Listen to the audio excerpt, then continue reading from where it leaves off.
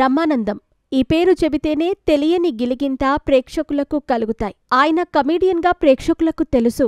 కానీ ఈయన విలన్గా కూడా వేళ్లమీద లెక్కపెట్టే సినిమాల్లో నటించారు. ఇంతకీ బ్రహ్మి విలన్గా నటించిన ఆ సినిమాలేంటో చూద్దాం. బ్రహ్మానందం పేరు చెప్పగానే తెలియకుండానే మన ముఖాలు నవ్వులతో వెలిగిపోతాయి. ఇక బ్రహ్మి విషయానికొస్తే ఈయన తెలుగు సినిమాకు ఖాన్ దాదా అయినా, మైకేల్ జాక్సన్ అయినా, కత్తి రామ్దాస్ అయినా పద్మశ్రీగా ప్రేక్షకులను గిలిగింతలు పెట్టారు. ప్రస్తుతం హార్ట్ ఆపరేషన్ తర్వాత ఆచితూచి సినిమాలు చేస్తున్నారు. రంగ మార్తాండ త్వరలో కుమారుడితో కలిసి బ్రహ్మానందం సినిమాతో పలకరించబోతున్నారు. అలాంటి ట్రాక్ రికార్డున్న బ్రహ్మి కొన్ని చిత్రాల్లో విలనిజం ఉన్న పాత్రల్లో నటించి మెప్పించారు. అవును, బ్రహ్మానందం అప్పట్లో విడుదలైన ప్రతి తెలుగు చిత్రంలో ఉండాల్సిందే అనేలా నటించి మెప్పించారు. బట్టతలతో సినీ ఎంట్రీ ఇచ్చి క్లాస్ నుంచి మాస్ వరకు, బాల్కనీ నుంచి నేల టికెట్ అనే తేడా లేకుండా అందరితో సీటీలు వేయించగల స్టార్ బ్రహ్మి ఒక్కరే.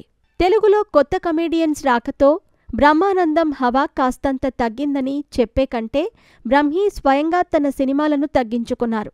అయితే బ్రహ్మానందం రాజేంద్ర ప్రసాద్ హీరోగా నటించిన చిక్కడు దొరకడు సినిమాతో పాటు, చిరంజీవి హీరోగా నటించిన స్నేహం కోసం సినిమాతో పాటు దూకుడు, ఆగడు వంటి చిత్రాల్లో విలన్ షేడ్స్ ఉన్న పాత్రల్లో నటించి మెప్పించారు. పూర్తిస్థాయి విలన్గా కాకుండా కాస్త నెగటివ్ షేడ్స్ ఉన్న పాత్రలో మెప్పించటం విశేషం.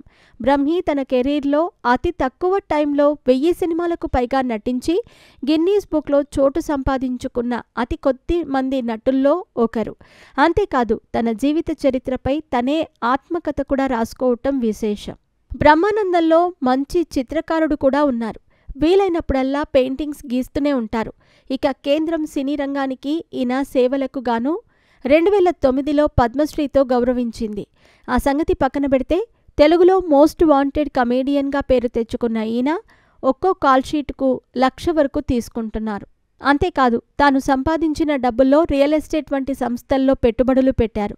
ప్రస్తుతం ఆయన ఆస్తుల విలువ 700 కోట్ల వరకు ఉంటుందని అంచనా. ఏ దురలవాట్లు లేని కారణంగా బ్రహ్మి ఈ రేంజ్లో కూడబెట్టగలిగాడని అందరూ చెప్పుకుంటారు.